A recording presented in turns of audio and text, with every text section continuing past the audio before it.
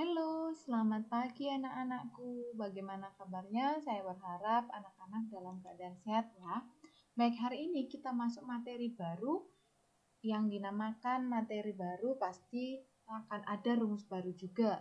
Nah, untuk itu mohon nanti ketika misalnya materi ini sudah kamu lihat, tolong dicatat dan juga harap dihafalkan karena ini nanti akan saya tanya satu persatu ketika meet atau pertemuan berikutnya ya. Baik, hari ini kita akan membahas tentang transformasi geometri. Nah, ternyata transformasi geometri ini adalah suatu perubahan posisi atau perpindahan atau sering disebut dengan pergeseran. Ya, pergeseran dari suatu posisi awal menuju ke posisi lain dengan tanpa mengubah bentuk dan juga tanpa mengubah ukuran. Ukurannya tetap sama, namun hanya posisinya berbeda. Ya. Oke, yang pertama adalah transformasi ini terdiri dari 4 jenis. Ada yang disebut dengan translasi atau pergeseran. Yang tadi pergeserannya. Lalu ada yang disebut dengan refleksi atau pencerminan, ada disebut dengan rotasi dan dilatasi. Semua ini anak-anak akan ada rumusnya. Ya, akan saya tanya nanti satu persatu ketika kita pertemuan Meet atau Zoom. Ya, semua ada rumusnya sehingga saya berharap semua menghafalkan. Hari ini kita akan membahas tentang translasi. Nah, translasi ini disebut dengan pergeseran. Ya, translasi adalah salah satu jenis transformasi yang berguna untuk memindahkan suatu titik sepanjang garis lurus dengan arah dan jarak. Ini ya, ini bentuknya. Ini misalkan titik awal atau X, Y ditranslasi atau dipindahkan sebanyak titik AB. T ini ya, T, translasi T. Dipindahkan yang awalnya dia di sini sehingga karena ditranslasikan maka dia berubah ya, berubah ke titik setelahnya. Nah, maka untuk lebih jelasnya rumusnya adalah X aksen, Y aksen. Caranya adalah rumus adalah X tambah A, Y tambah B. A dan B ini adalah translasinya ya. Sehingga nanti P aksennya atau perpindahannya di sini tidak menentu ya, tidak harus P ya, bisa juga X atau A dan sebagainya. Lalu yang ini apa Bu Irma? P aksen double ya. Ini adalah setelah ditranslasikan lalu ditranslasikan balik ya. Itu yang disebut dengan ini tadi. Tidak masalah. Oke, untuk lebih jelasnya nanti akan saya berikan contoh. Nih. Contoh, titik A pada koordinat 2,1. Tentukanlah koordinat A atau translasi bila dilakukan translasi oleh 1,2. 1,2 ini adalah T atau translasinya, di mana T ini adalah terdiri dari A dan B. Sedangkan titik ini adalah titik pertama X, Y. Ya, sehingga untuk mentranslasinya, sehingga koordinat A aksennya adalah X plus A untuk X aksen, Y plus B untuk Y aksen. X-nya itu adalah 2, sedangkan A-nya adalah 1, sehingga translasinya adalah 3. Demikian juga dengan Y aksen. Y plus B, berarti Y-nya berapa? 1. Plus min 2.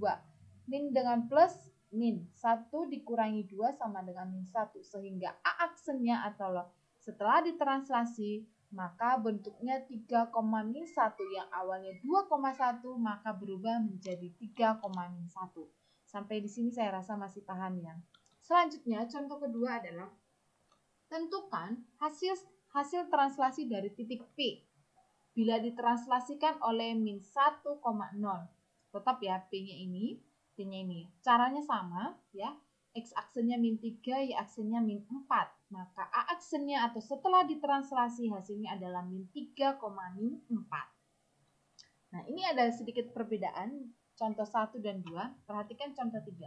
Hasil translasi titik A oleh min 2,3 berarti ini T-nya adalah hasilnya, berarti ini A aksennya ya, hasil itu berarti setelah ditranslasi 4,2. A aksennya 4,2 sedangkan ini adalah T tetap. Tentukan titik A atau titik awalnya. Ingat tadi cara mencari rumusnya adalah X aksen sama dengan X plus A. X aksennya adalah 4. X-nya yang dicari, sedangkan A-nya adalah min 2. Maka kita gunakan perpindahan tempat. Min 2 pindah ke sini menjadi plus. Sehingga hasilnya adalah 4 plus 2 sama dengan 6. Ya. Selanjutnya kita ke Y-aksen. Y-aksen rumusnya adalah Y plus B. Di mana Y-aksennya adalah berapa tadi? 2. Sama dengan Y plus 3. Kenapa Y di sini? Karena yang ditanya adalah Y-nya atau sebelum ditranslasi. Sehingga 3 pindah ruas, maka hasilnya adalah 2 min 3 sama dengan min 1 sama dengan Y. A itu apa? A itu adalah X, Y. X-nya tadi ketemu berapa? 6. 6, min 1. Sehingga A-nya adalah 6, min 1. Demikian ya. Selanjutnya, contoh keempat adalah sebuah titik P 2,5 ditranslasikan dengan komponen garis berarah sehingga menghasilkan bayangan. Min 2,5. Tentukan komponen garis berarahnya. Berarti komponen garis berarah itu adalah T-nya atau translasinya. Nah, ingat P-nya adalah 2,5, sedangkan P aksennya min 2,5. Sudah gunakan rumus yang tadi. X aksen sama dengan X plus A. X aksennya ketemu berapa? Min 2 sama dengan X-nya berapa? 2 plus. Yang dicari apa? A-nya. Sehingga 2-nya pindah ruas. Maka hasilnya adalah min 2 dengan min 2 hasilnya min 4. Maka A-nya ketemu 4. Min 4. Selanjutnya adalah Y aksen sama dengan Y plus B. Y aksennya berapa? 5.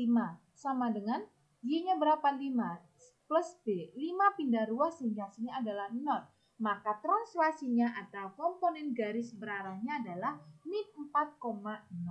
Demikian ya. Selanjutnya, contoh 5. Sebuah persegi panjang memiliki koordinat. Yang namanya persegi panjang berarti titiknya ada 4. Ini ya. Tentukan bayangan persegi panjang bila ditranslasikan terhadap min 2,4.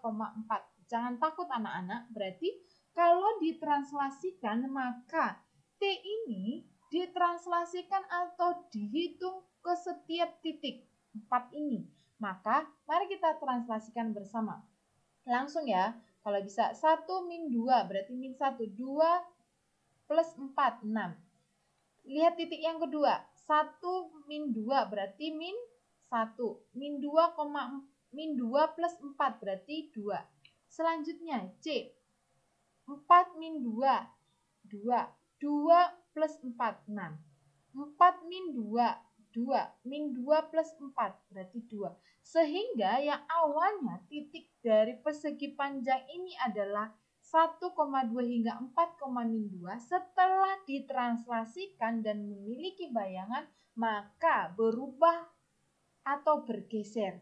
Namun tidak mengubah bentuk atau ukuran, tetap ya. Maka hasilnya adalah min 1,6 sampai 2,2. Demikian anak-anak pertemuan kita hari ini. Ingat rumusnya tadi ya, translasi. Saya ulangi. Translasi itu ada titik A, ada T, ada A aksen. Intinya X aksen rumusnya adalah A plus X atau X plus A. Y aksen adalah B plus Y atau Y plus B. Ya, ingat itu rumus ini harus diingat ya. Terima kasih, sampai ketemu minggu depan. Ya, jangan lupa setelah kalian menonton ini akan ada nanti seperti biasa di Google Classroom akan ada nanti latihan soal. Silakan nanti kamu langsung ke Google Classroom ya. Jangan lupa ini di komen untuk mendapatkan nilai tambahan. Setiap orang yang mengkomen ini akan mendapatkan nilai tambahan. Demikian, sampai ketemu minggu depan. Selamat pagi.